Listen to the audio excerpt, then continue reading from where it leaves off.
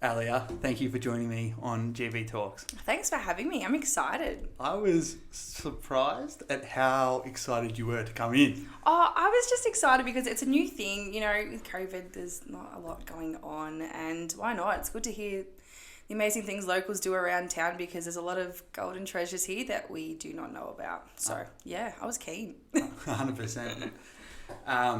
So me and you met working at a bar, and I'm actually wearing the shirt. I was just about to say that. I'm wearing the shirt from the bar, and I wear it often in social media because it's my favourite shirt. Really? Yeah. See, I hate the yellow, but you know what? I'll do it anyway, whatever. And every time I wear it and post it, I'm like, Maddie's going to message me, and she's going to say, I want that shirt back. You're not doing promo, settle down.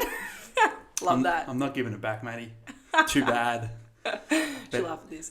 We met working at Downtown. Yes, which did. is a bar about 20 metres from my house. Right below us. Yeah, premium cocktail bar. It's formerly known as the Yahoo Bar, which, you know, a bit iffy at times, but some people have some great memories in there. But I prefer it as a Downtown, nice and classy, but that's just me. But yeah, Downtown Bar. I never seen it as Yahoo. I went there once for schools out and never went back again. Yeah, okay. That was it. The stories are pretty wild from there that I've heard. But I love Downtown. It's such a cool vibe. I think it's a nice place in Shep for somewhere to go, which is what we needed. 100%. Yeah. Could you tell how nervous I was when you do like that giddy little thing? You're just like, hey, I'm Harley. I was excited to meet people, but I couldn't hear a word they said. Oh, it was so loud in there because we were doing like the pop music back then, like real club vibe. Like it was a laid back club vibe, but yeah, it was really loud in there. Yeah. But yeah, you were very giddy, very giddy. I remember that. You was like, hi, I'm Harley. Yeah, that sounds like me. But I think a lot of that had to do with you because there's just something about you. Funny you say that. I was literally thinking about this before when you gave me the questions. I was like, you know what? There was something actually about Harley. Like some people you just meet and you just go, yeah, whatever. But I was like, no, I'm meeting him for a reason, and I don't know why. That's cool. All right, so it's reciprocated. Yeah, that's good. But you just make me want to smile. Oh. Do you feel like that's like an effect that you have on everybody? A lot of people say that, and I don't know why. That's really sad to say. But no, I think, I don't know. I like making people feel happy and just making them feel good in themselves and just where they are in the present time, I think. So if that happens, and I'm happy about it. So yeah, that's good. Yeah, so that makes you feel good inside. Yeah, absolutely. Yeah. No. But with you, it was like, how do I say this without coming on too strong? It was like the energy was attractive because I felt like there was something that you had to teach me, but it wasn't like a conscious thing that I thought in my head. It was literally only the other day where I thought, you know what? It wasn't like a forced interaction. It was just like I wanted to keep talking to you, but it wasn't like a forced thing. I needed to keep talking to you because I felt like there was something more that you needed to teach me. Whatever that was, I still don't know yet. We'll figure that out. But I felt like there was something that, I don't know, something I could have learned off you. Yeah. I felt like there was something more to you. You were really intriguing. Yeah. I didn't know what that was. I couldn't put my finger on it. I was like, there's a story behind there and I don't know what it is. It says a lot about you though that you're willing to learn off somebody else. Like I feel like everybody has something to teach you. Absolutely. And if you can't, even if they say 50 things that are stupid and one thing that's good, like you can take one thing. Yeah, you can take that one thing and run with it. You won't even care. Yeah, I completely agree. Yeah. So no, it was good. I think, and that, you know, that whole dynamic with all like our team English Ellia, our team at Downtown. I think it was positive. It was cheerful. It was, you know, we bounced off each other, and that was really good. So I loved it. Yeah. I would have loved to stay there, but it was just wrecking my sleep pattern. Wait, we started back this weekend and I didn't realise how much my body adapts to working those late nights. Like, it was just ridiculous. Even holding, like, the tray of cocktails, I had, like, I reckon 8 on one tray and I was like, oh, damn, my arm is killing me. Like, I wouldn't even thought twice about it last time, but I'm like, you don't think how much, like, your body actually adapts to those situations. But, yeah, it is what it is. I suppose it's work. Refresh my memory. What are you studying?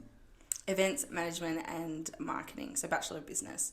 Yeah. I'm 3 weeks away from graduating and I can't wait. How challenging has it been? The study? I hate studying. I don't really like studying. I like studying in a sense if it's for a greater purpose.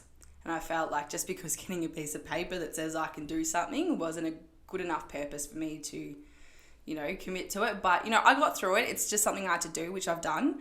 But mentally it took a toll on me. I know when the semester's on, I'm pretty crappy mentally. My family knows that. That is steer clear of me, well clear.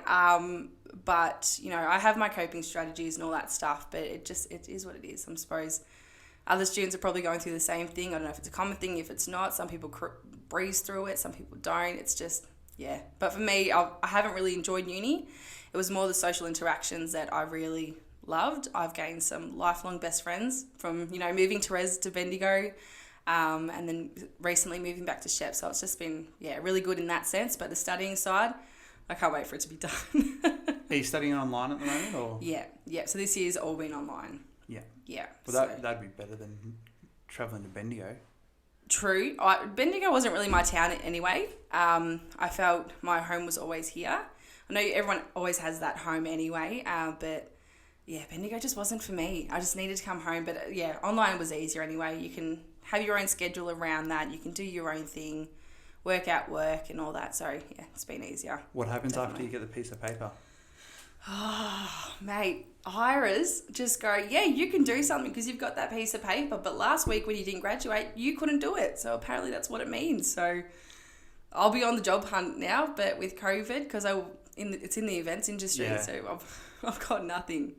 So I have been on the lookout for jobs. There's a lot in Melbourne, but yeah, the city's not really my place. I'm a country girl at heart. But you know what? Whatever happens. I might have to move for a little bit.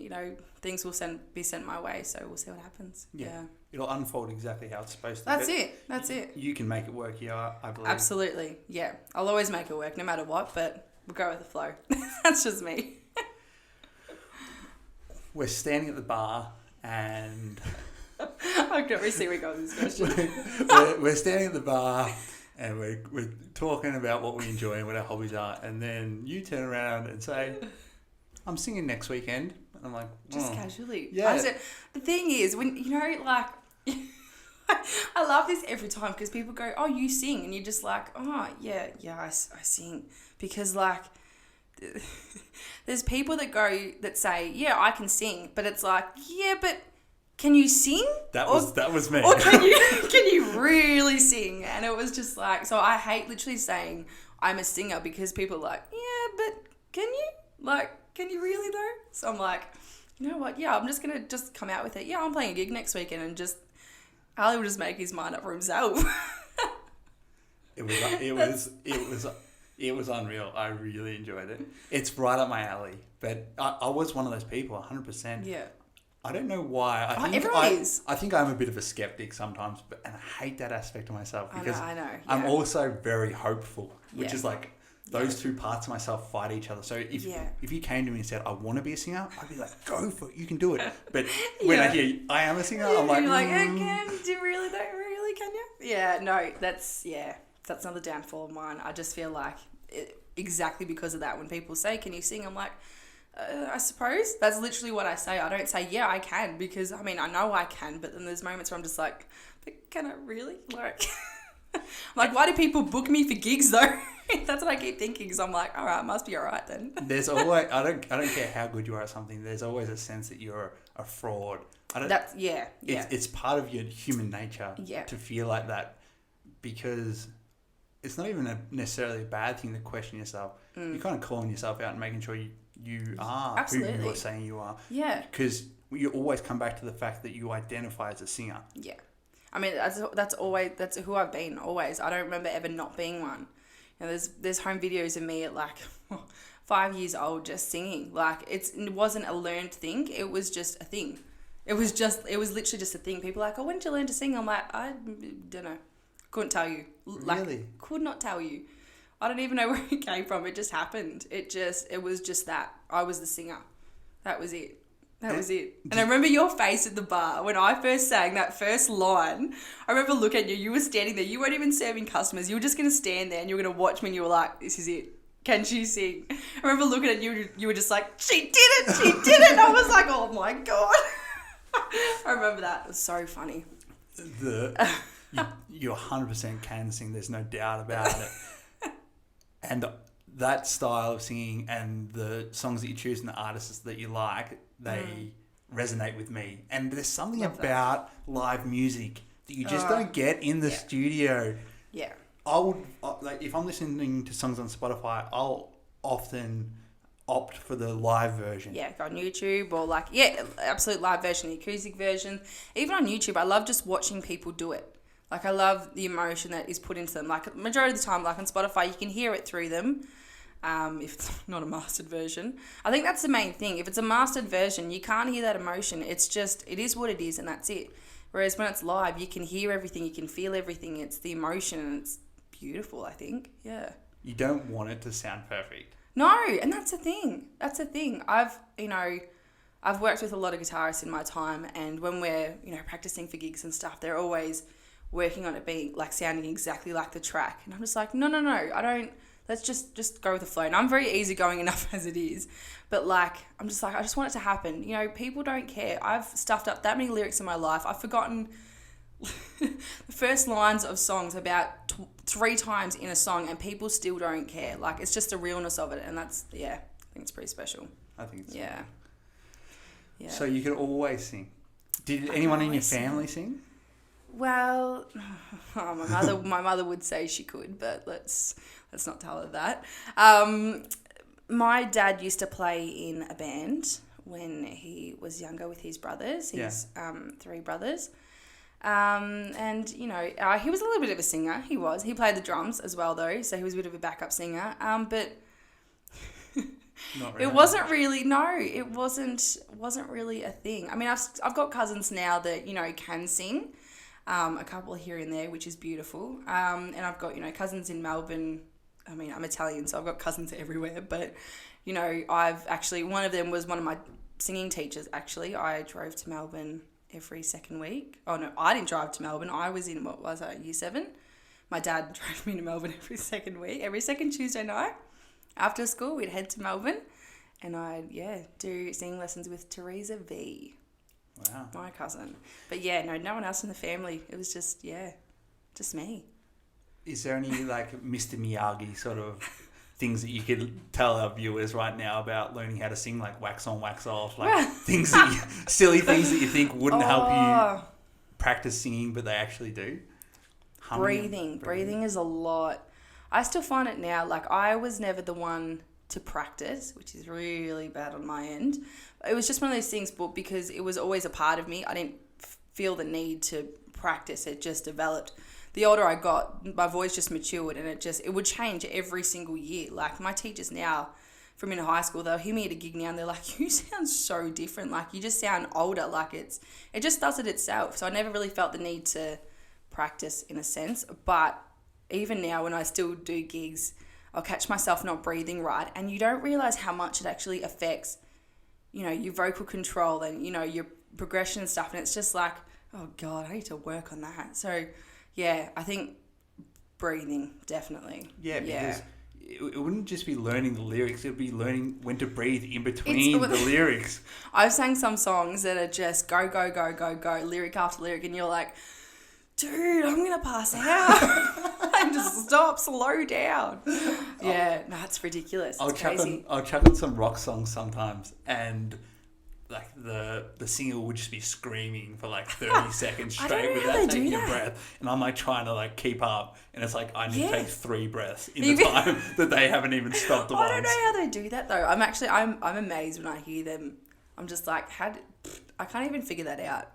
They're just, it's a skill in its own, isn't it? Yeah, so there's it's like a different technique. I'd presume so. I haven't tried it myself. I mean, if I had, I'd probably rip some vocal cords, but anybody out there, let us know. We'll give it a shot.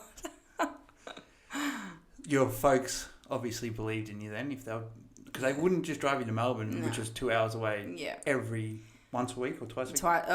Every fortnight, Every fortnight, yeah. If they didn't think you had a gift.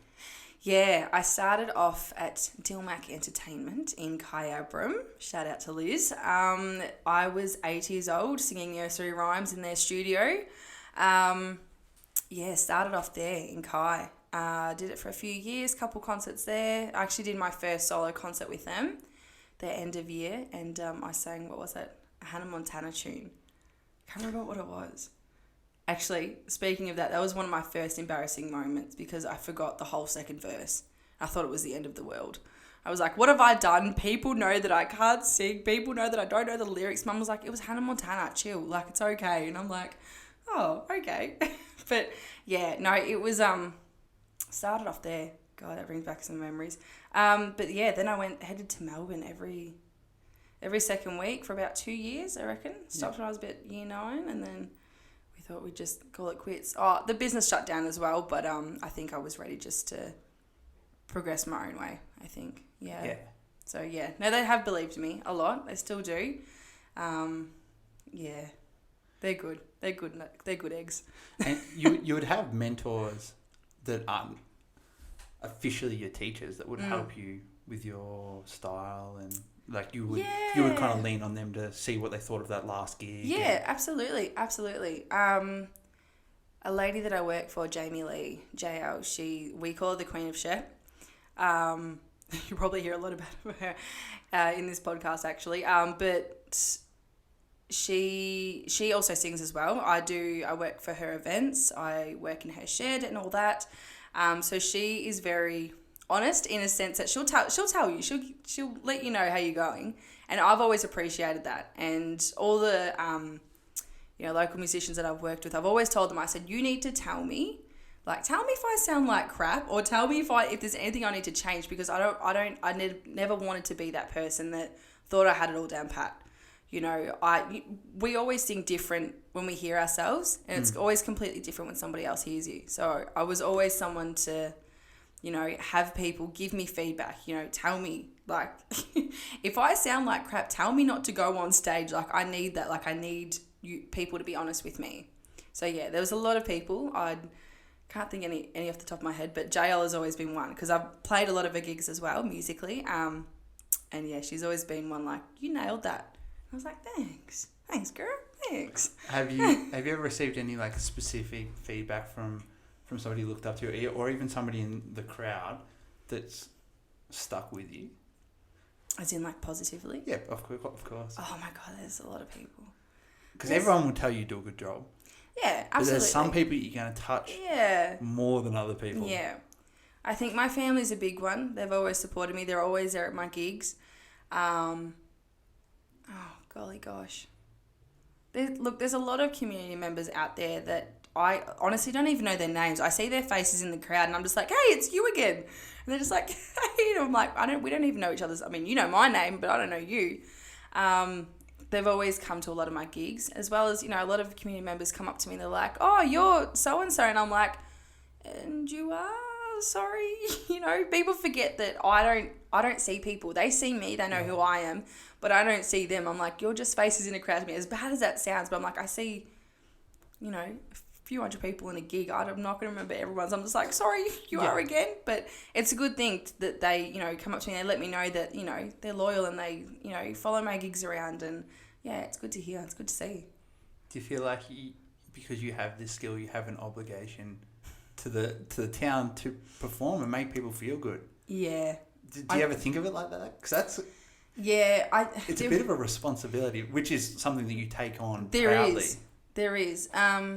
There was a period of time last year, I think it was, where my guitar partner Luke Parker at the time, we were just my inboxes were just being flooded, like just full on flooded with inquiries and quotes for gigs and stuff. And ironically at the time, it was also that time where I was questioning if I actually was good enough. I was like, why do people want me?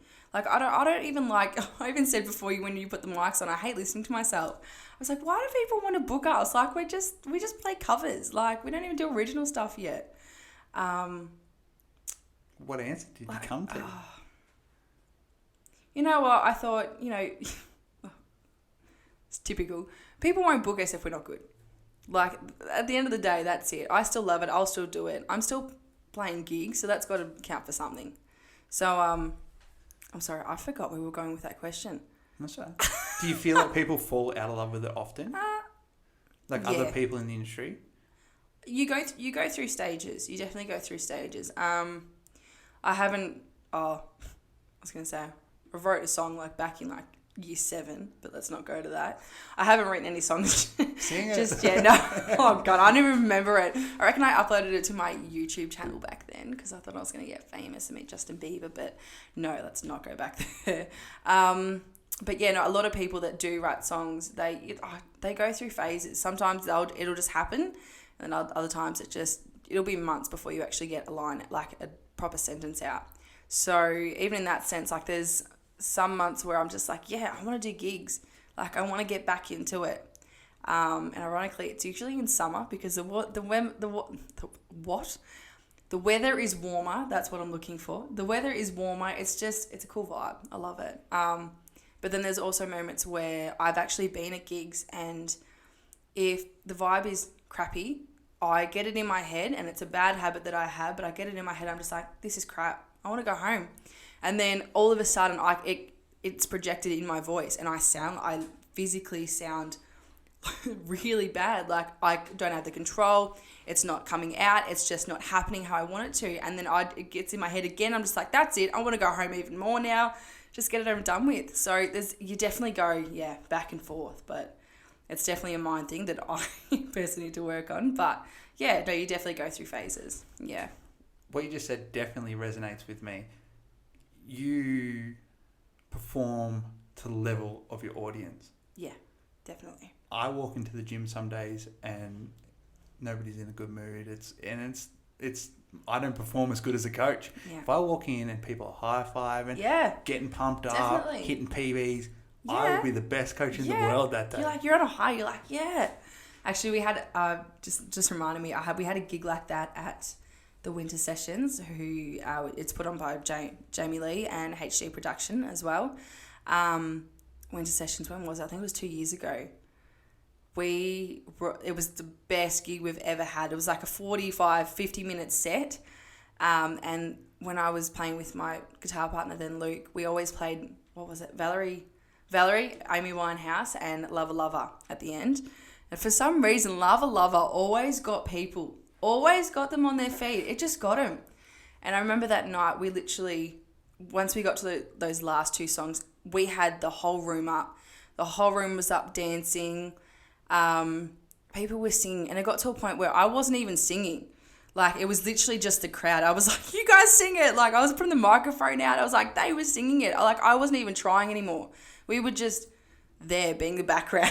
It was just a high. I literally didn't want to get off that stage that night. I remember getting off. I was probably a few Moscatos deep by that stage, but yeah, it was a good time. It was a good time. I loved it. It was so good. Oh, I miss it. I wish I was there. I miss it. I could just tell by the sound of your voice how you were feeling in that moment. Oh, even now, because with COVID, it's made me miss it so much more. It's made me realise how much we had it good back then. Yeah. All those people in the room and us just doing what we do best, just being. It was so good. So I'm sorry on a high now, just thinking about it. I'm I miss it. It seems like a magic power for you to control how a whole room feels. Yeah. Without speaking to any one person one-on-one. You're speaking to a large amount of people and you're getting them all to come together and feel the same emotions and the same energy. Yeah. We did it again, I think it was the weekend after, for Shepherd and News, their Women's Pink Ribbon brunch. Yeah. We did it again, and I don't even remember how many women were in that East Bank room. They had all the whole room. The whole room was full. There's a few hundred in there, definitely, even more. And exact same thing again. I don't know what is with Lover Lover and Valerie, but it just works. And we're this is sick. This is amazing.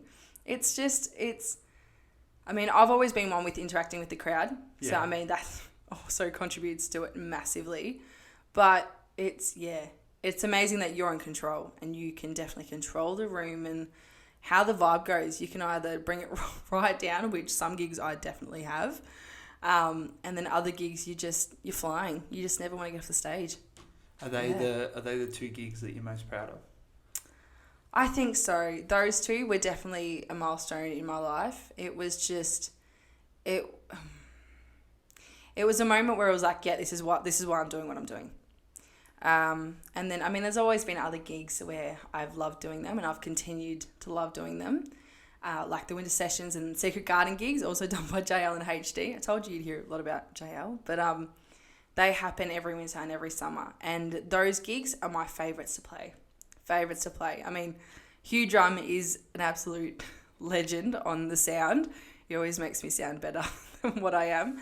I actually like hearing myself played back when he does the sound. It's so weird. So I don't listen to myself any other time but when he does the sound. But yeah, those ones are always, top of my list, I think, yeah. With those gigs, how would somebody find out when they're on and go and see them? So they've both got all their socials, so Facebook and Instagram at the Winter Sessions and the Secret Garden gigs. Head over there. With COVID, obviously, at the moment, we can't do a lot. But the Winter Sessions, we have been doing live streaming. So you can play back all those videos if you want to catch up and see what we've been doing as well. Secret Garden gigs, we might have something in the works now that restrictions have lifted, but we'll play that by ear. But yeah, definitely sign up to our mailing list. You can, see it from all those socials. Yeah. It seems like we're coming out of the woods now, so... Oh, it's just, Hopefully in the next couple of weeks, you'll feel more confident to organise something like that. Because the community needs that, especially right now. Yeah, definitely. And I think that brings me to my next thing. We're doing a few more gigs now the restrictions have eased up. We're doing a lot of online stuff. So we're taking... Keegan, my now guitar partner, we're taking over Moira Shira's Facebook page and we're doing a live stream with them. Jack Botts did it last Friday night, and when Holly messaged me and said that, Jack Botts was doing it the week before us, I messaged Keegan and I was like, dude, we are playing a live stream that Jack Botts did like the week before us. Like, I love Jack Botts. Yeah. Like, I've gone to all these shows in Melbourne. He's a bit more casual than Ziggy Alberts and Carl Lionheart. I don't know if you know them, but I was just like, dude, we're playing the same channel as him. This is nuts. But yeah, we're doing that. I think it's Friday night. Then we've got a thing called the Driveway Gigs Saturday. And then we're doing another live stream for the Music Association Bendigo, which ironically is my club in Bendigo that I started up at uni. So that's going to be Monday night. So yeah, it's nice to get back into the swing of things and start playing tunes again. Especially for Saturday, we're going to be playing for real people. So, yeah, I'm definitely keen. That's why I wanted to get you in today. Yeah. Because I'm super excited about this driveway show. The idea is unreal. Yeah. When I read about it in the newspaper, it was so obvious. I was like, this is like gold. I think you'll have a great turnout. I think it'll be good. A lot of locals are on board. We've got a Facebook page, so you can find that, Driveway Gigs. But yeah, Trisha Baggs, who originally came up with the idea, literally just chucked it out on Facebook as a general post. People were sharing it. Within, I reckon, an hour, it was blowing up. She had 50 plus views, shares, whatever. It was becoming a thing.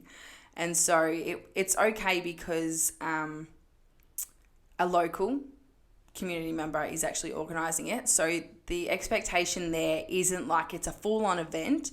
You don't really have to think much about, too deep into the logistics of an actual event. So I suppose it's nice in a sense that it's something the community can get involved with, but also it doesn't really take much to get going. So we're really excited. We've got a website coming up as well, just really brief on considering the time frame that we're on. My cousin Ellia Leocata, who actually did the Christmas light out with the lit up, I think it's called, with all the lights and stuff. He goes, stuff it, let's just do a website for it. We've got nothing else to do. So he's jumped on board and he's going to try and whip up something. It won't be spectacular. Oh my gosh, my English. So he's going to whip something up. Shepherd and News will be having a location map coming out on Friday.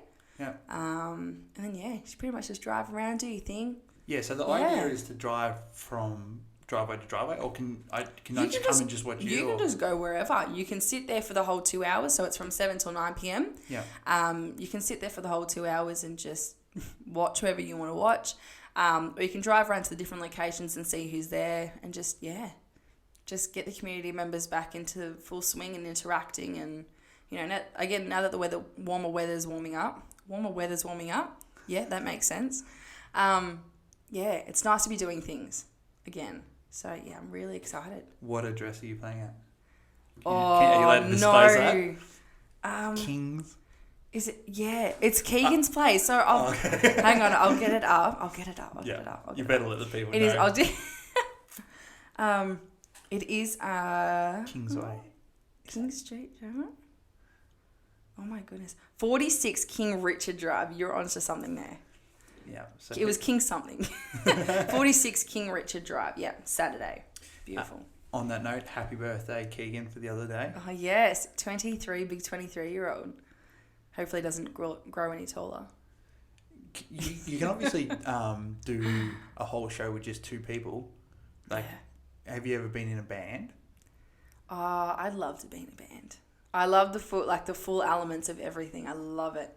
But I like both sides. I like the acoustic vibe, but then I also I just wish I had a band. I wish I had people around me doing everything. But I don't. Just sad. But I have played with Smack. Yeah. Local band. Relatively local. They've played a lot of gigs at the Aussie, private gigs, weddings and stuff, so I've seen them there. And they just know I sing, so they're just get up on stage. And it's been so cool just to get up and just have everyone just do their thing. It just works. Yeah. Yeah, I love it. It would just be something a little bit different to what you're used to, so it'd be super exciting. Yeah, and it adds more elements to it. It's more you've got the intensity, you've got more characteristics to it. Acoustics are always great for some numbers, but so some songs you just want a full band behind you. Yeah, okay. Make you feel it best, yeah. I'll bring out my harmonica on Get Saturday. onto it. I was actually going to say, didn't you play what was it, a band back then? We're not talking about me, we're talking about you. You don't want to know. What's the most embarrassing thing that's happened on stage to you? Look, touch wood. I actually haven't had anything embarrassing happen to me. The worst case scenario for me was, forgetting lyrics. Yeah. Or forgetting lyrics twice in a row. So, there's been multiple times, those that have been to my gigs numerous times, I will know lyrics when I'm rehearsing off by heart. I'll be fine. As soon as I get in front of a crowd, no idea. They just go straight out of my head. I have no idea. Sometimes I look to Keegan and I'm like, dude, what's the first line? I'm like, dude, help me out here. But it's happened a lot of times where I go, I'll miss my entrance and I'll be like, or I'll just wing it. I'll just say something, sing something. And I'll be like, oh, lol, that was not the right lyrics. And I'll say that out loud. People laugh. It's hilarious. People love you being real. And I say that all the time. It's really bad. I've got to change up my line. But I'm like, lol, that was not the right line. Let's start that again, shall we? And then I'll go for the second line and I'll forget it again. Yeah. And by that moment, the moment's passed and you're just like, now you're just making a fool out of yourself. People, you just ruined the vibe. Just get on with life. So that's probably the most, iffy bit of playing. It would be so hard to remember so many songs. But the thing is, it's not. It's not. People in general, we know so many lyrics to so many songs. Yeah. Our memory's incredible. But for some reason, it must be a people watching you thing where you just, or the nerves, I don't even know. They just leave my head. I'm like, wouldn't have a clue. I'm a sucker for a sing-along. I'm an absolute sucker for a sing-along. Bit of Whitney Houston. But let's say I'll sing along to a song. I would know all the lyrics to the song until somebody turned the music down. And I'll turn into a soft murmur and forget everything. I'm like, what's the actual next line? I love that. Yeah, no, definitely. I've been there before. The tune would help you remember. Oh, definitely. But then there's sometimes where when you're playing a full-on gig and you go from song to song to song and you have to switch so quickly, you're just like, oh crap, how does this one go again? Because you've got the past tune in your head. Yeah. And it's like, oh, crap. So it's nice to have someone else there with you that you can kind of bounce off each other. So, yeah, we kind of swing it, I think. That's majority of what I do. I just wing it. I'm so laid back. It's probably not a good thing. I just wing it. I think it is a good thing. I think what we stated at the start is relevant to that. Like, you don't want it to be perfect. No, definitely not. Like you said, people laugh and they love it when you say, well, that's not the right line. Yeah, they want you to be relevant to them. They want you to be real. They want, They want to see that people are like them. Yeah. People stuff up. It's going to happen. That's a very good point. Do you work on your own songs? Apart from that 13-year-old ditty that I apparently put up on YouTube, no, I haven't. I think I got stuck into uni, I think, and it's probably a bad habit of mine. If uni's on, I don't really think about anything else. And it's not in the sense that I actually do it. It's just that I've got it on, so that needs to be my priority. But that priority might not really get done, if that makes any sense at all. So, yeah, I kind of just, for the last 4 years, I've kind of put it to the side. Or I've given it a shot, but it hasn't been like a red hot crack. So, if anything, there's been numerous amounts of times where my notes would be filled with just random sentences, but like from different tunes. Yeah. So like they never always come in the one tune. And then you always think, typical. I have a thing where, I'm not good enough. Like, lyrics are cheesy. They don't work. Like, they're not creative. Like, you hear songs and you're just like, damn, I wish I wrote that. Yeah. Like, I wish that was mine. And then you try and write something like that and it just never happens. And you're like, nah, stuff it. Let's put that to the side. Let's revisit that another time. So hopefully now that I'm graduating in, 3-4 weeks, hopefully I can get back on the bandwagon and see what can come out, I think. Yeah. I've been told I should a lot of times, so we'll see what happens. Yeah. Give it a red hot crack. There's nothing wrong with singing other people's songs, though. No, but I think... that's awesome. Yeah, but I think as long as you put your own twist on it, I think you can't make it sound exactly like them, in a sense. And you couldn't anyway. No, you couldn't. Like, you got to make it your own. Yeah. Change it up. Do what you feel. Yeah. Could you explain this to me? And just tell me if I'm a bit naive, if that's the answer. I hear people like yourself and other people, a decent amount of people sing that I know or I see them in Melbourne and they're busking or they're doing small shows. Yeah. And to me, they sound just as good as the people who made it. Yeah. Yeah. Why do some people make it and some people don't? I don't think it is the voice. Specifically, it has to be a combination of everything, obviously. But could you break that down for me? Oh, I think it's a personality. Firstly, do you agree with that? I think I think definitely. I think that it comes to a basis of the person actually behind it. I could have a song written for me, just given to me, and I'll just sing it. But if I don't have a story behind that song, it's not going to do anything to it. It's just going to be sung lyrics. It's not going to be anything. So you could have, a majority of, big time musos, they will have songs written for them. Yeah.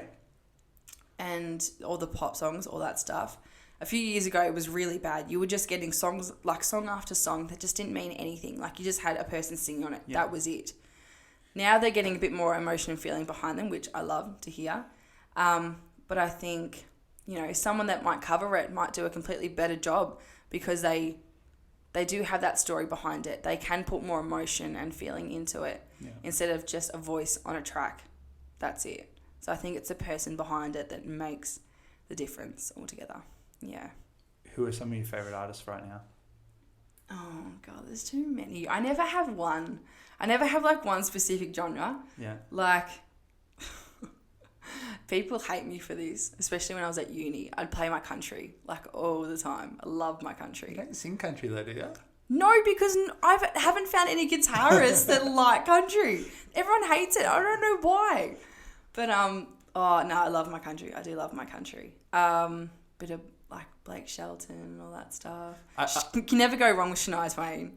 I feel just putting it out there. It has a bit of a, perceived loser sense where because I would say that, oh, not country. But then every time country's on, I'm like, this isn't bad. This is a bit of a And especially, jam. I have this thing, like, every time, like, this time of year when the weather starts warming up, you chuck on country, you're like, oh, this is the life. Like, this is living. Like, this is so good. I just quoted BCF then. Wow. But, yeah, a bit of Lady Antebellum. Have you listened to Lady Antebellum? Haven't heard of them. So they're not, like, real country. Yeah. Oh, they're country, but, like, I think that's the difference. People think country, they think, like, good old, typical country. But there's nice country out there, and people need to see that. But, I do love my country. But then there's also a side to me that loves my soul and my jazz and my blues. Yeah. And, But then there's also a side to me that I'll just listen to whatever's new on the radio. No, I don't care. But I'm a big fan of Carl Lionheart.